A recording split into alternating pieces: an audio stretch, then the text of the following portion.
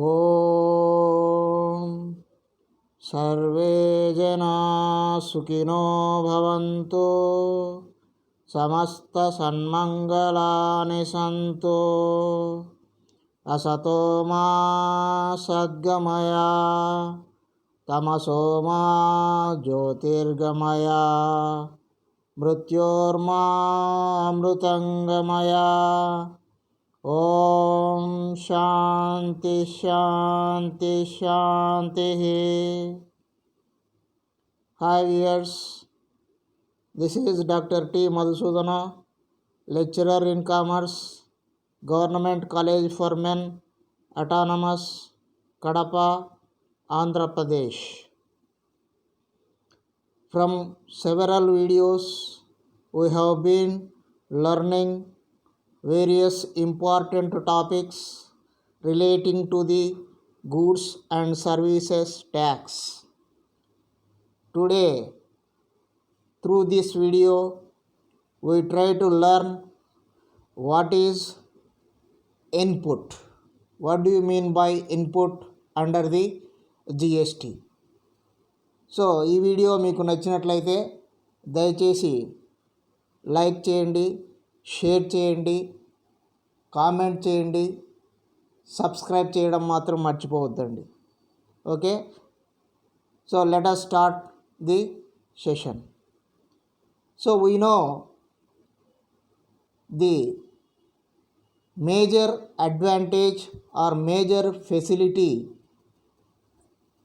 provided to the traders under goods and service tax is input tax credit, availment of input tax credit. అంటే మనకు జిఎస్టీలో మనందరికీ తెలుసు, వ్యాపారస్తులకు input ట్యాక్స్ను వాపసు పొందేటువంటి సదుపాయాన్ని ప్రభుత్వం సమకూర్చింది.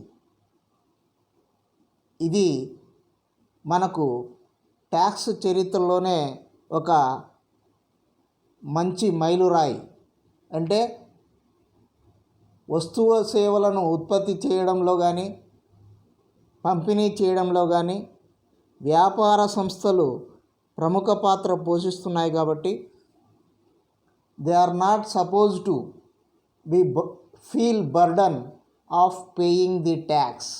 Therefore, whatever the tax paid by them on their inputs, that tax can be recovered or paid back when they sell the goods or services to the customers. So, keeping in view this motto, under GST Act, the government has provided the input tax credit. So input tax credit అనేటువంటి సౌకర్యాన్ని మనకు జిఎస్టీలో ప్రవేశపెట్టారు. అది మనందరికీ తెలుసు. ఈ input tax క్రెడిట్లో మనకు input tax అంటే ఏమిటి అనేది మనం లాస్ట్ వీడియోలో తెలుసుకున్నాం. What do you mean by input tax? Okay, so input tax credit is available on taxes paid on procuring either input goods or input services or capital goods. మనకు ఈ input tax credit అనేది taxes తమ వస్తువులను తయారు చేయడంలో కానీ లేదా అమ్మకం చేయడంలో కానీ, వారు ఆ వస్తువులను లేదా ముడి సరుకులను కొనుగోలు చేసే సందర్భంలో వాటి మీద చెల్లించినటువంటి ట్యాక్సును వాపసు పొందుతారనే విషయం మనందరికీ తెలుసు. అవి వస్తువులు కానీ, ఇన్పుట్ వస్తువులు కానీ, ఇన్పుట్ సేవలు కానీ, లేదా మూలధన వస్తువులు కానీ, వీటి మీద చెల్లించినటువంటి ట్యాక్సు మనకు వ్యాపారస్తులు వాపసు పొందుతారు. అయితే అసలు ఇన్పుట్ అంటే ఏమిటి? సాధారణంగా మనము ఇన్పుట్ను తెలుగులో ఏమంటాం? ముడి సరుకులు అంటాం, లేదా ముడి పదార్థాలు అంటాం. అంటే వస్తువులను తయారు చేయడంలో ఉపయోగించేటువంటి రా మెటీరియల్ను, ముడి పదార్థాలను ఇన్పుట్స్ అంటాం మనం. అయితే మనకు జిఎస్టిలో ఈ ఇన్పుట్స్కు ఒక ప్రత్యేకమైనటువంటి నిర్వచనం, లక్షణాలు అనేవి ఇవ్వడం జరిగింది. Under GST they have provided a definition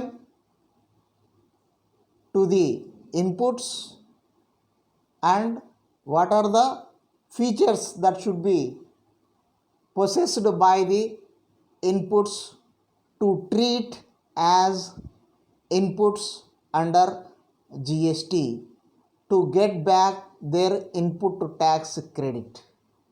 so ఆ లక్షణాలు అంటే చట్టంలో పేర్కొన్నటువంటి లక్షణాలు కలిగినటువంటి ఇన్పుట్స్ను వ్యాపార సంస్థలు, వ్యాపారస్తులు వారి యొక్క వ్యాపారంలో ఉపయోగిస్తేనే అలాంటి వస్తువుల మీద చెల్లించినటువంటి ట్యాక్స్ను మాత్రమే వారు వాపసు పొందగలుగుతారు అని చట్టంలో నిర్దేశించబడింది. కాబట్టి మనము ఆ ఇన్పుట్స్ ఏమిటి, చట్టంలో పేర్కొన్న ఆ నిర్దేశాలు ఏమిటి అనే విషయాన్ని మనం ఇప్పుడు తెలుసుకుందాం. So what is input? మనం సాధారణంగా మాట్లాడుకున్నట్లుగా ఇన్పుట్ అంటే ఏమిటి? వస్తువులను తయారు చేయడంలో ఉపయోగించే ముడి పదార్థాలను మనం ఇన్పుట్స్ అంటాం.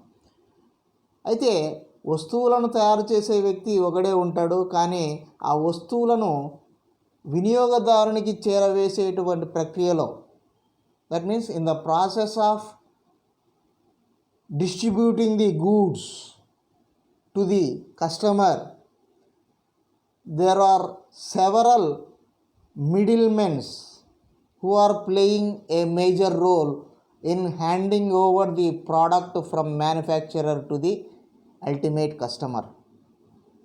Kabatti the input means there is a separate definition has been given under the CGST, that is according to section 2 subsection 59 of CGST Act, input means any goods or any goods other than capital goods used or intended to be used by a supplier in the course or furtherance of business.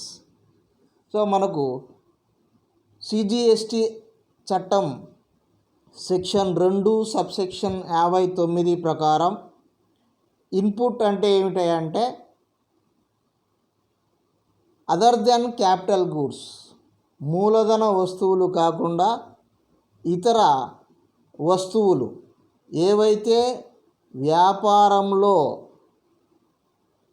ఉపయోగిస్తారో, supplier అంటే వస్తువులను అమ్మేటువంటి వ్యక్తి ఆ వస్తువులను వ్యాపారంలో ఉపయోగిస్తారో లేదా భవిష్యత్తులో ఆ వ్యాపార అభివృద్ధి కోసం ఉపయోగిస్తాడో వాటిని ఇన్పుట్స్ అనే నిర్వచనం ఇవ్వడం జరిగింది.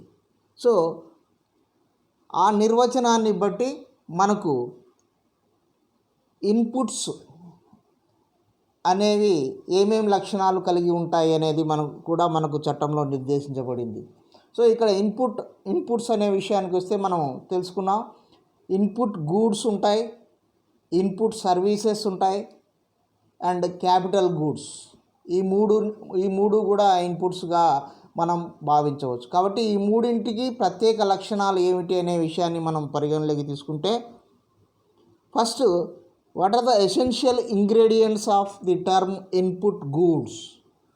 సో ముడిసరుకులుగా వాడేటువంటి వస్తువుల యొక్క లక్షణాలు ఏముండాలి అనే విషయాన్ని మొదట మనం తెలుసుకుందాం. సో ది మొదటి లక్షణం, the first feature of input goods is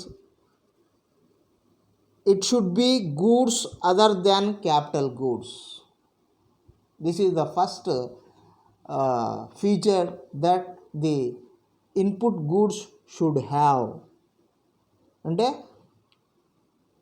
ఈ గూడ్స్ అంటే it is other than capital goods అంటే మూలధన వస్తువులు కాకుండా వ్యాపారంలో ఉపయోగించేటువంటి వస్తువులై ఉండాలి. It is other than capital goods అంటే వ్యాపారంలో తయారు చేసి అమ్మే వస్తువులు కానీ లేదా కొని అమ్మేటువంటి వస్తువులు కానీ అయి ఉండాలి.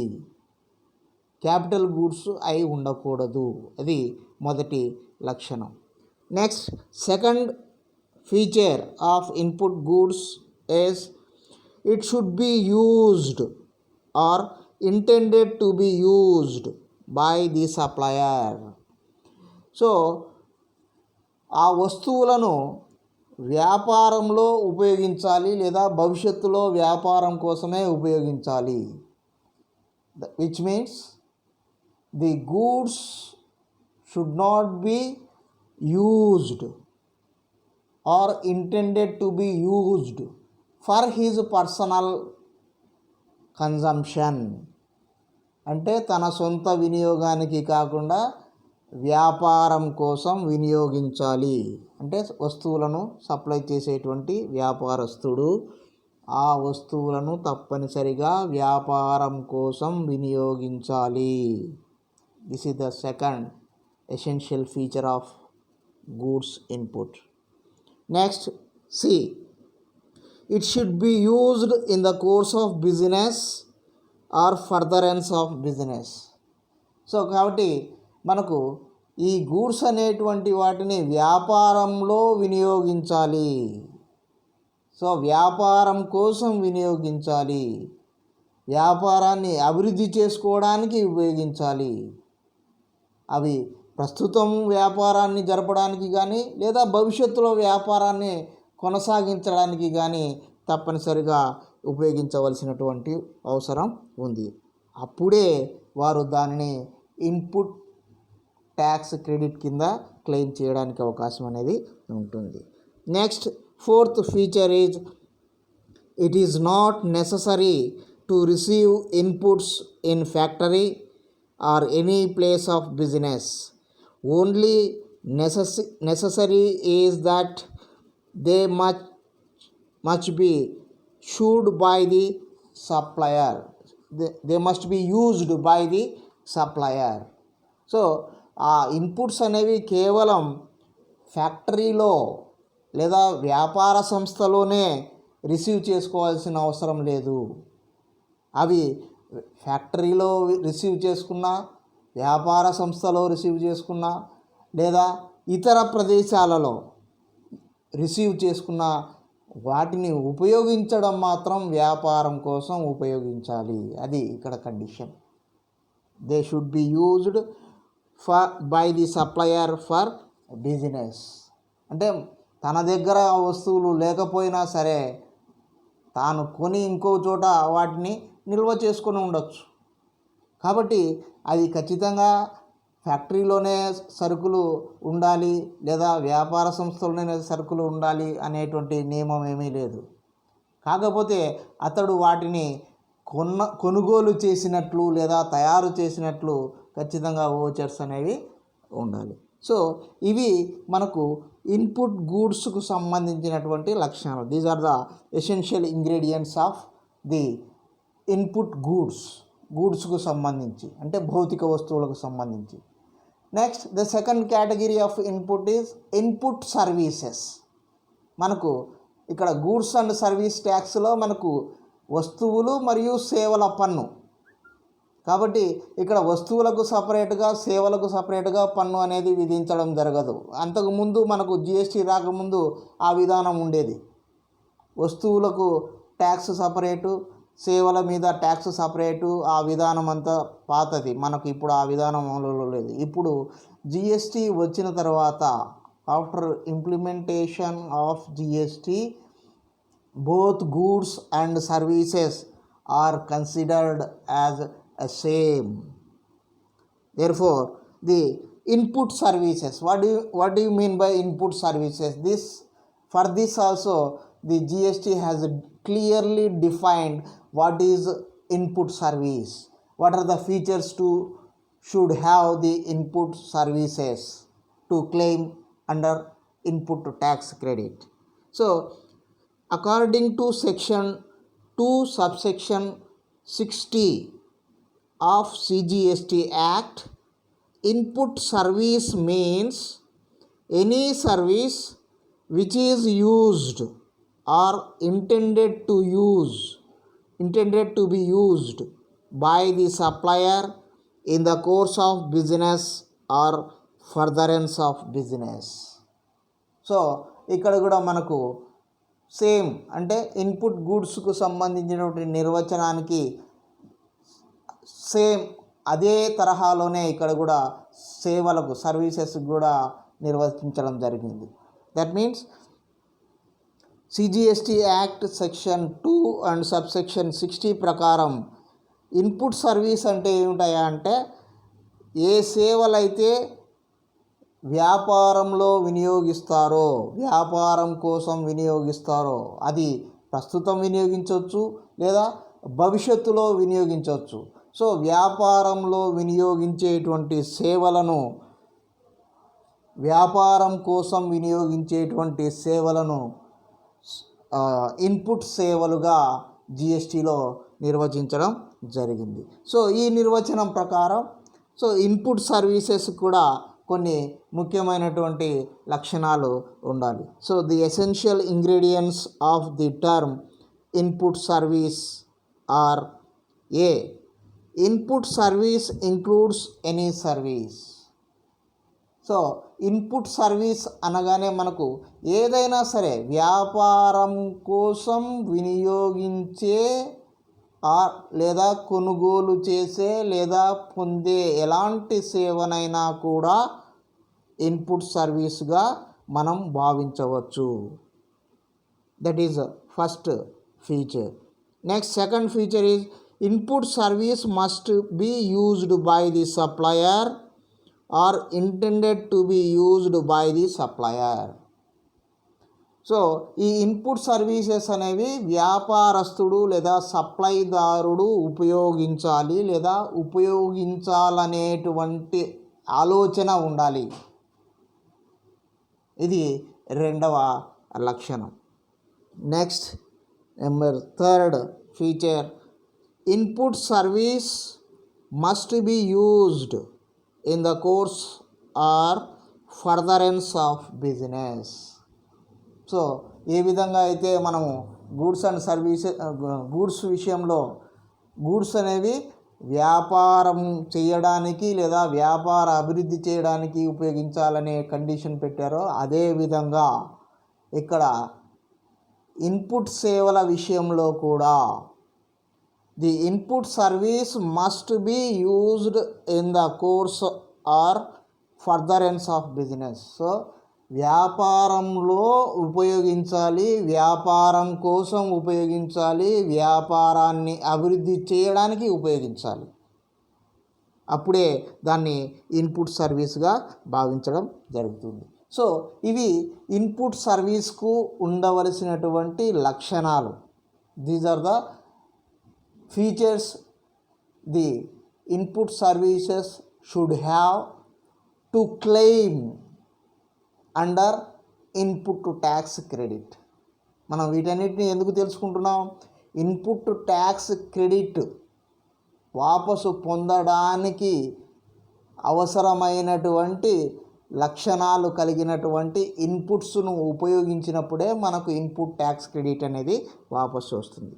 నెక్స్ట్ థర్డ్ కేటగిరీ చూద్దాం. So what is the third category? First category is input goods, second category is input services and third category is capital goods. Capital goods అంటే ఏమిటి?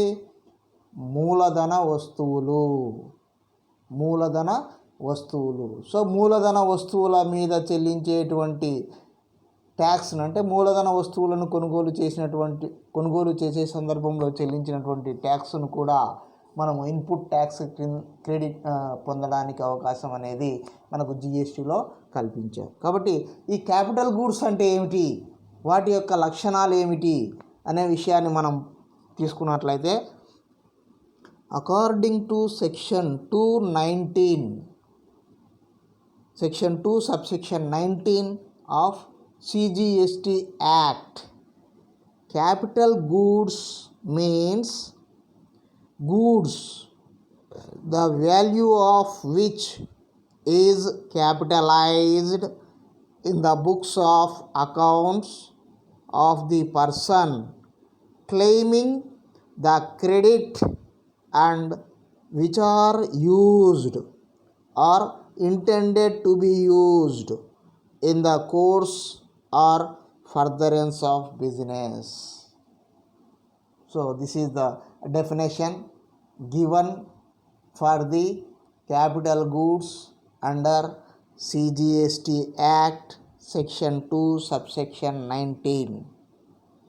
సో సిజిఎస్టీ చట్టం సెక్షన్ 2 సబ్సెక్షన్ 19 ప్రకారం capital goods అంటే ఏముంటాయా అంటే ఏ goods యొక్క విలువనైతే books of అకౌంట్స్లో వ్యాపార ఖాతా పుస్తకాలలో క్యాపిటల్ గూడ్స్గా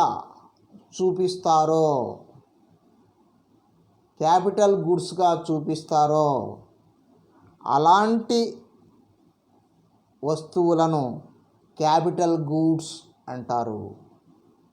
కేవలం వ్యాపారం పుస్తకాలలో చూపించడమే కాదు, ఆ వస్తువులు వ్యాపారం కోసమే వినియోగించాలి, వ్యాపారం అభివృద్ధి చేయడానికి వినియోగించాలి. ఇది ఇంకొక ముఖ్యమైనటువంటి లక్షణం.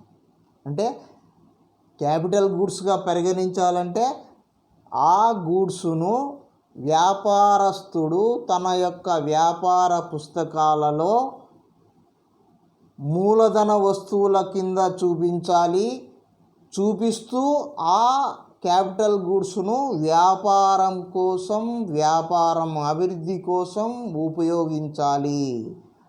అలా చేసినప్పుడే దానిని క్యాపిటల్ గూడ్స్గా పరిగణించడం జరుగుతుంది. So this is a clear definition given under the capital CGST Act regarding the capital goods.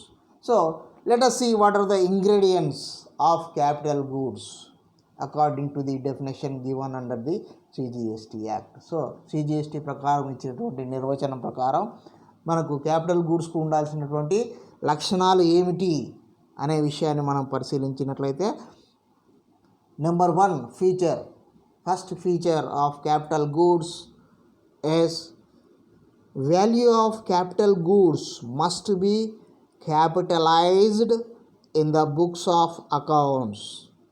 In other words, the value of such item is shown in the balance sheet as fixed assets. ఇది మొట్టమొదటి లక్షణం, మొట్టమొదటి feature capital గూడ్స్కు. Capital ఒక గూడ్స్ను capital గూడ్స్గా CGST చట్ట ప్రకారం పరిగణించాలంటే ఉండవలసినటువంటి మొట్టమొదటి లక్షణం ఏమిటి? Value of capital goods. ఏదైతే మనం క్యాపిటల్ గూడ్స్ అనుకుంటున్నామో, అంటే వ్యాపారస్తుడు చూపించాలనుకుంటున్నాడో, ఆ గూడ్స్ యొక్క విలువను పుస్తకాలలో క్యాపిటల్ గూడ్స్ కింద చూపించాలి. అంటే క్యాపిటల్ గూడ్స్ కింద చూపించాలంటే మనము బ్యాలెన్స్ షీట్లో క్యాపిటల్ గూడ్స్ను ఎక్కడ చూపిస్తాం?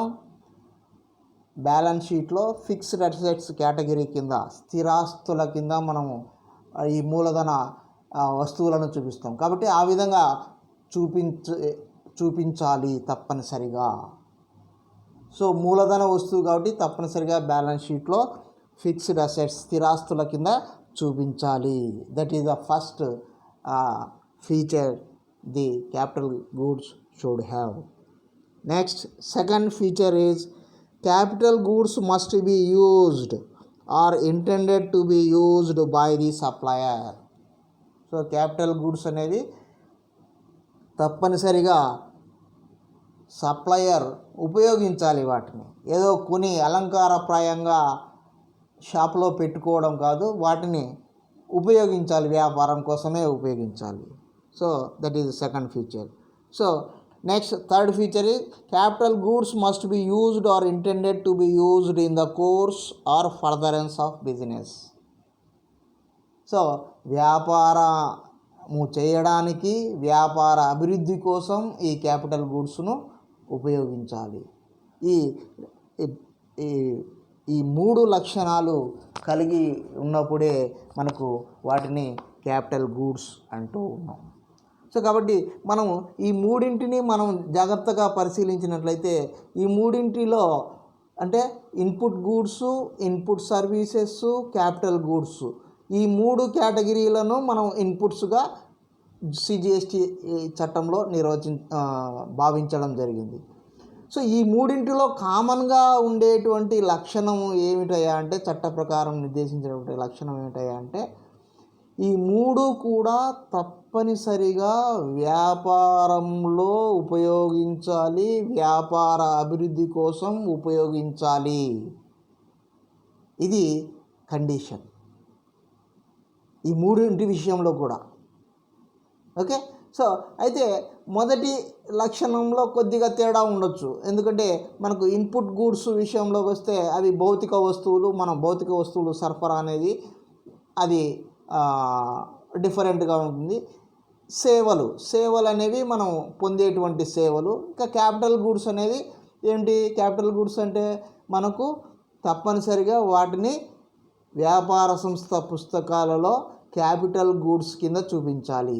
వాటి యొక్క విలువను ఆస్తి అప్పుల పట్టిలో స్థిరాస్తుల కింద చూపించాలి. కాబట్టి ఈ విధంగా మనకు చట్టంలో ఇన్పుట్ ట్యాక్స్ అనేటువంటి కేటగిరీ కింద ఈ ఇన్పుట్స్ అంటే ఏమిటి, ఈ ఇన్పుట్స్ ఈ కండిషన్స్ను ఫుల్ఫిల్ చేసేటువంటి ఇన్పుట్స్ను ఉపయోగించిన వాటి మీద చెల్లించినటువంటి ట్యాక్స్ను మాత్రమే వ్యాపారస్తులు ఇన్పుట్ ట్యాక్స్ క్రెడిట్ ప్రొవిజన్ కింద వాపసు పొందడానికి అర్హత పొందుతారు.